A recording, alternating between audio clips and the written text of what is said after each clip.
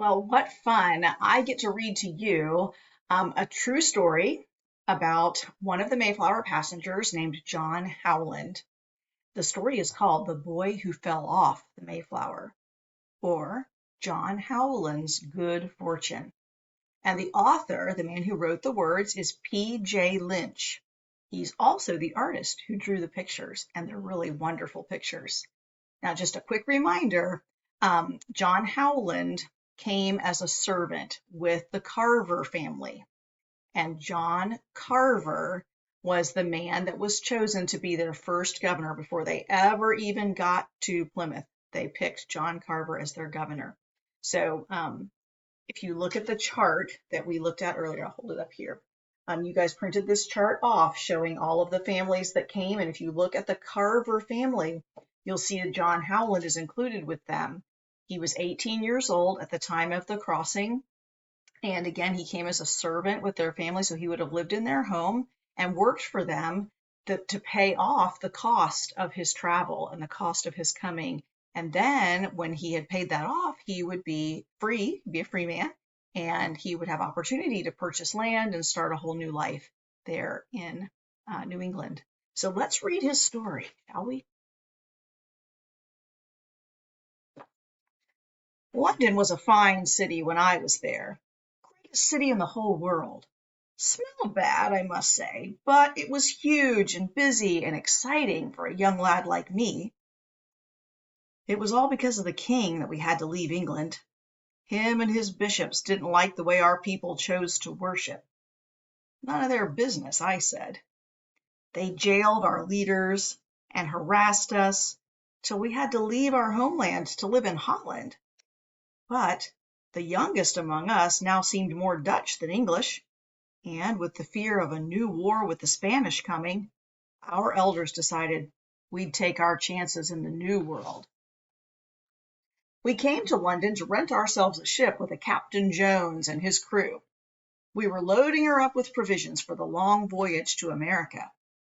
I had hoped for a day and a half to go and see my mother and brothers in Fenstanton, but my master said we were too pressed for time.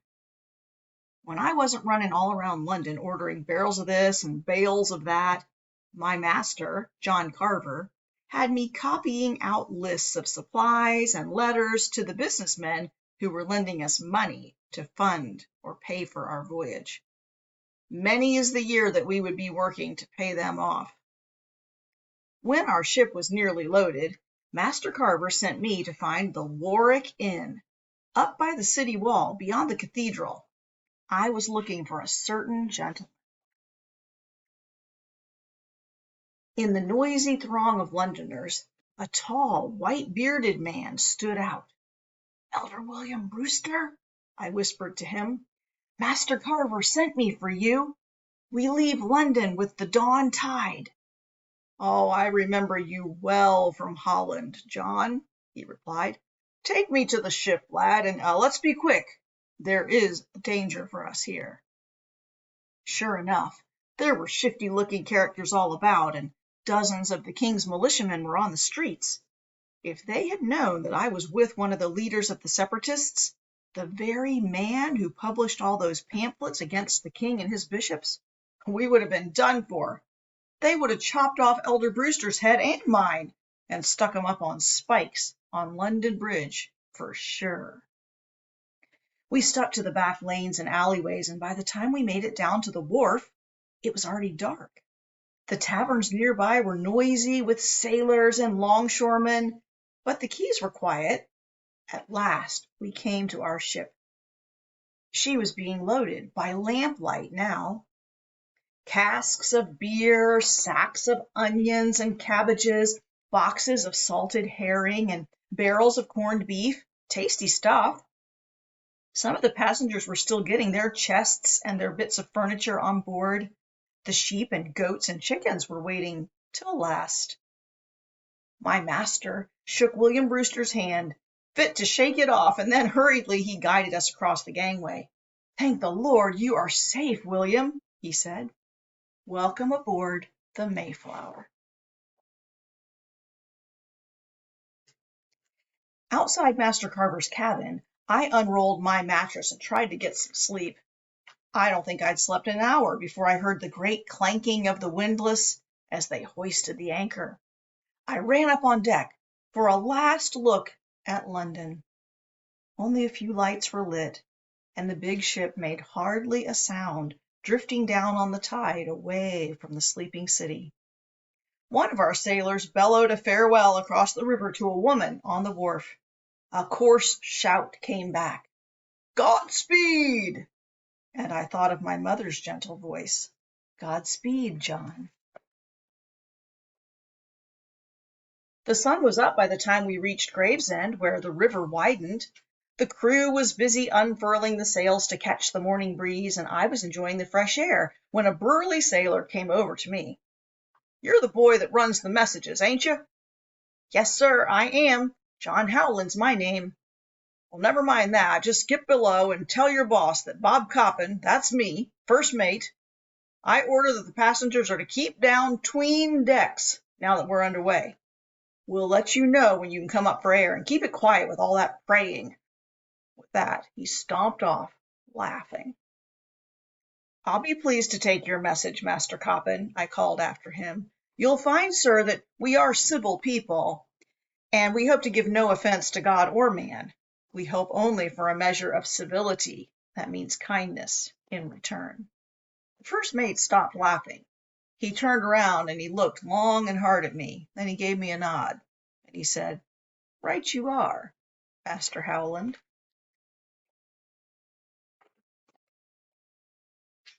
We made good time skirting around the coast of Southampton, and there we waited till our smaller ship, the Speedwell, arrived from Holland with the rest of our company. The two vessels, or boats, were drawn up side by side and lashed together. That's what you see in this picture over here. They're side by side. Here's one boat, here's the other, side by side. There was a joyful welcome as we met up with our old friends again. William Bradford, Captain Standish, and the other important folks gathered around my master, John Carver. I went to chat with the other servants. The lads were excited about the adventure ahead of us. "I heard that the trees are 5 times bigger there than in England," said Bill Button, the doctor's servant, "and the rivers are full to the brim with fat fish just begging to be caught." "There's a parcel of land and a fine suit of clothes waiting me next spring," said Roger Wilder. He had only 6 months left of his indenture. That means the time that he has to serve his master, only 6 months left, and then he thinks he'll be able to buy a suit and buy clothes. "I'll have my pick of all the free English girls in Virginia," he says. "Poor old Howland here, he has to wait another 3 years. You may laugh, Roger, but when my time is through, I'll be jumping on the first ship headed back for England. London's where I'm going to make my fortune. Perhaps I'll open a shop selling soap and candles to foolish folk who want to go live in the New World." "Now there's a fine young lady. Might make a good wife for me in a year or 3, said Bill, and he nodded towards a skinny girl who was playing nearby with the little ones. "Here she is." "Master Tilley'll have your hide if you go near his little Lizzie," said Roger. "When she comes of age, he'll be wanting her to marry the doctor, not the doctor's skivvy."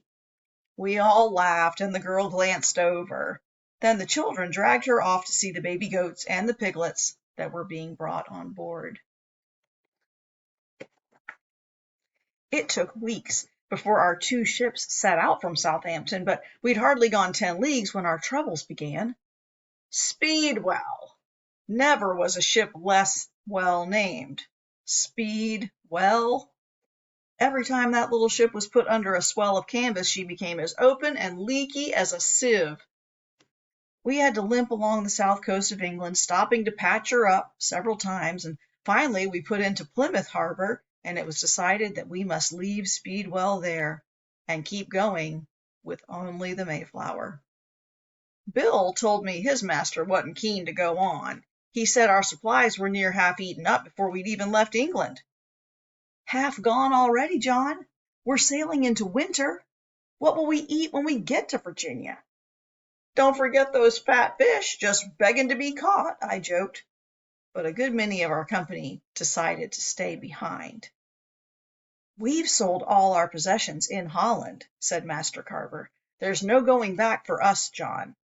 Trust in the Lord with all your heart, for he favors our endeavor."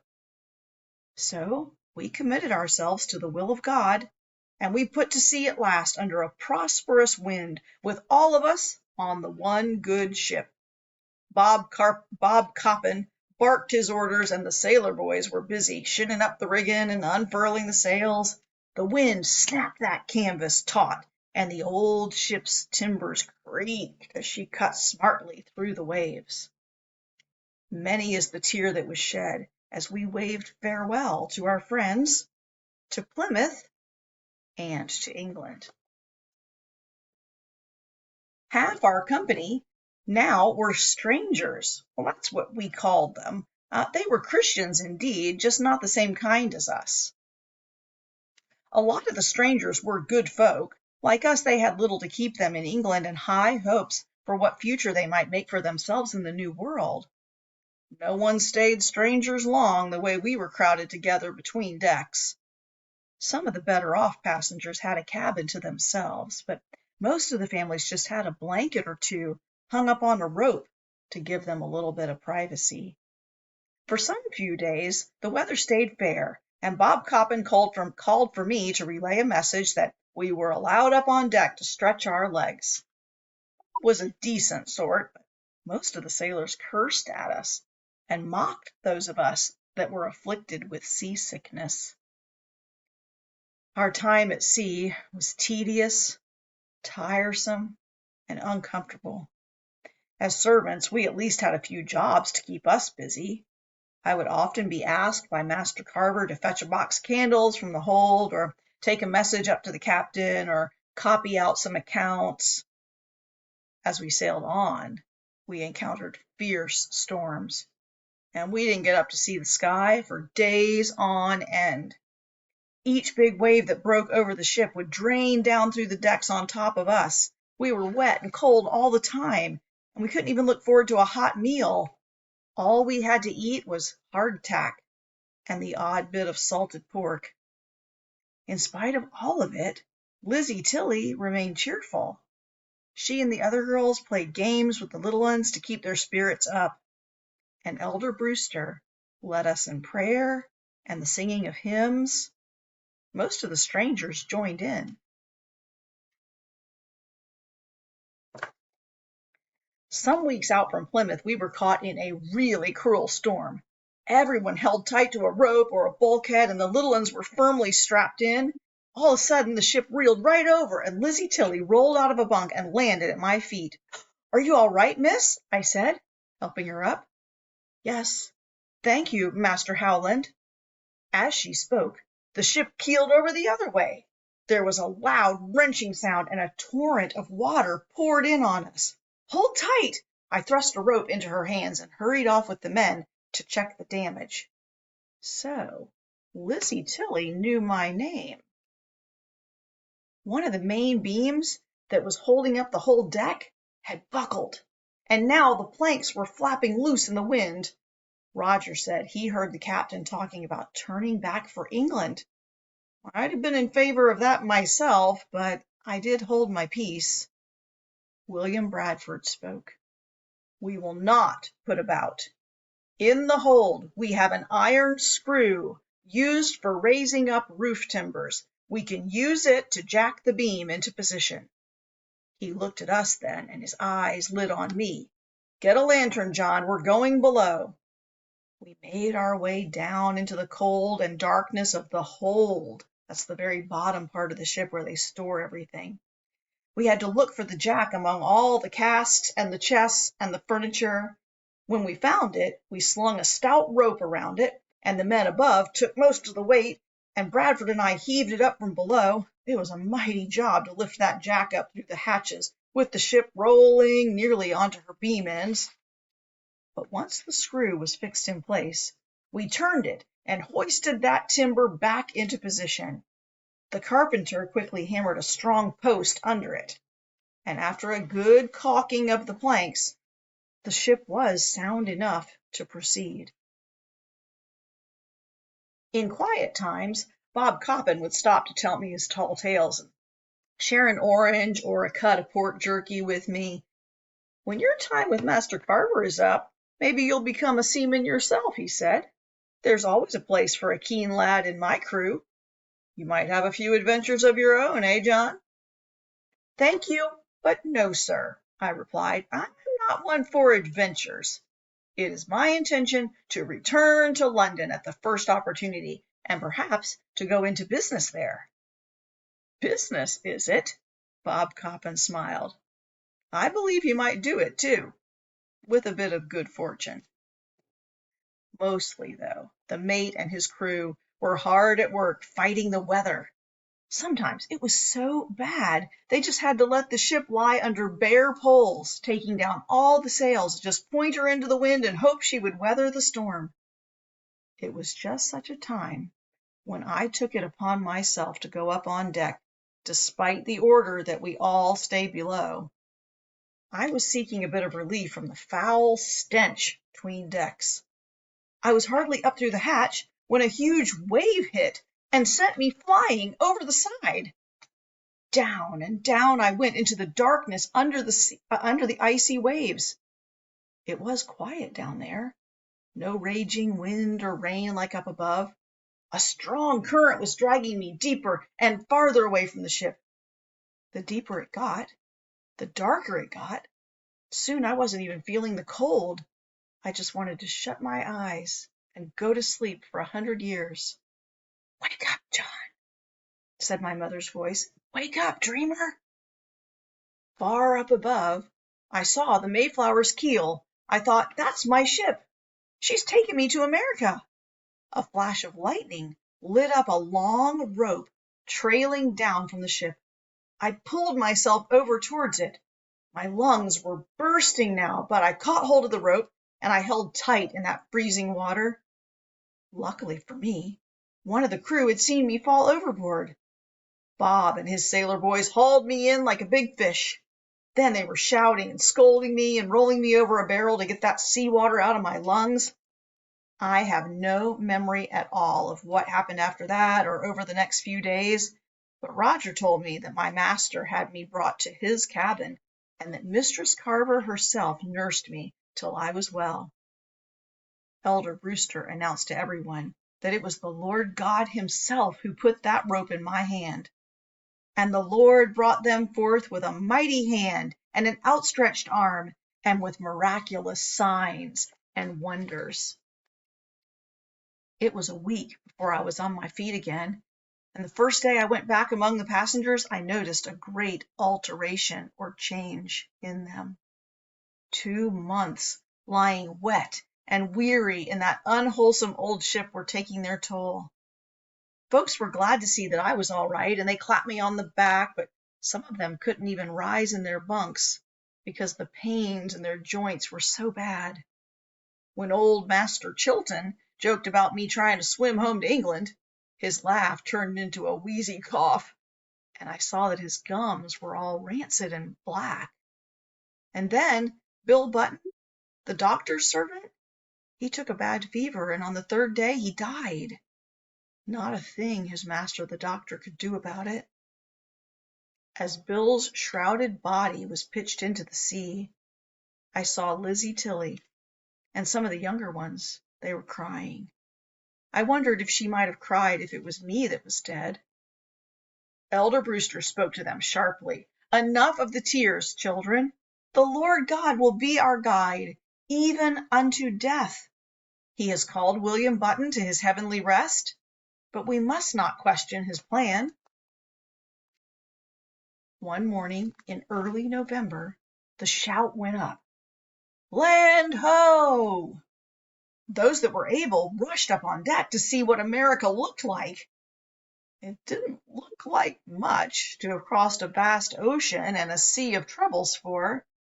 A gray stretch of sandy cliffs with a few scrubby trees.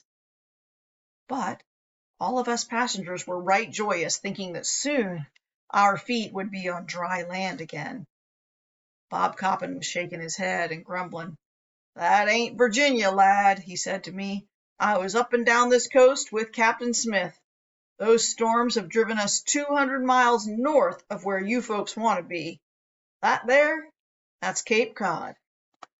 Well, there was great debating between our leaders and the captain about whether we should land here or head south. It was decided we should head to Virginia, so we tacked around and we sailed south. At first, the tide and the wind pushed us along briskly, but before long, we fell among dangerous currents and roaring breakers. It got so bad, many of us feared that now, within sight of the New World, all would be lost and our ship would be wrecked. But by God's will, we were delivered from those dangers, and the captain guided the ship back to Cape Cod's safe harbor, swearing he would not risk those waters again. Our elders and the most important of the strangers met then in the captain's cabin. Outside, all the servants and the women were straining to hear what was going on within. I had my ear to the door. "What are they saying now, John?" whispered Mistress Carver. "Seems that some of the strangers reckon that we will not be bound by any charter at all if we settle here and not in Virginia," I said. "They say they might go their own way once we're ashore." "They wouldn't," she answered. "None of us will survive if we don't stay together." The arguing inside went on for a good while longer, and then suddenly Master Carver opened the door and I nearly fell right into the cabin. He was surprised for a moment, and then he clasped his wife's hands, and he said, "May God sustain me, Kate. It's decided that I am to be the colony's governor." Mistress Carver looked not a bit pleased at this news. "Our first duty, John," said Master Carver, turning to me, "get your ink and your quill. We have a new charter for you to copy out in your best hand." So I carefully wrote out the words of a solemn compact that said that we would govern ourselves by agreement among ourselves for the good of us all. Fine words, and all the men that were able signed it, even me and the other servants. And there it is. And that's called the Mayflower Compact. "Now, young Master Howland," William Bradford said, throwing me a sword and scabbard, "arm yourself well. We're going ashore."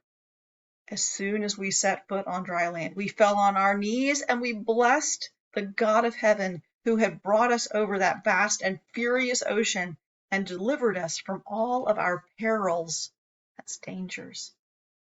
I confess that while the others were praying, I was keeping a sharp eye out for any more perils that might have been lurking in the scrub. We began to explore, and we found the place to be a naked, barren wilderness. Our search of the area revealed no suitable place for habitation, nor did we know how to find or meet the native people that we knew lived in this land. Once we saw a party of them running across a beach, but they were a long way off, and though we called to them and pursued them for some miles, we couldn't find any of them.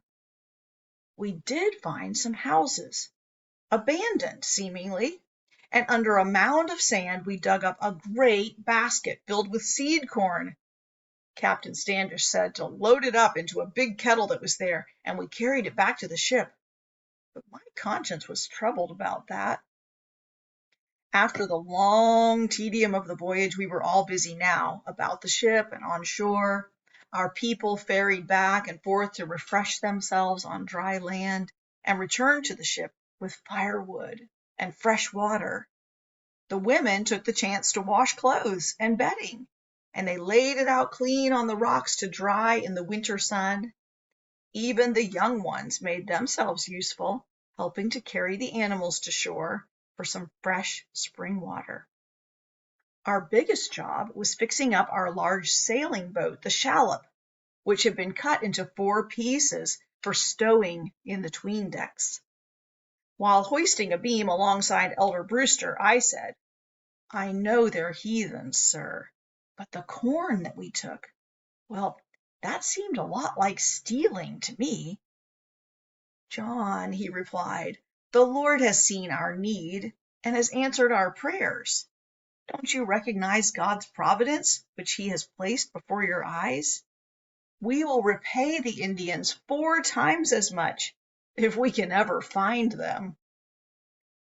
I'm going to stop. There's more to the story, but I don't want to get ahead of what you have read in your other storybook. So guys, we're going to finish reading this story when we see each other, either this week or the last week of class. I hope you enjoyed the storybook, The Boy Who Fell Off the Mayflower, or John Howland's Good Fortune by P.J. Lynch.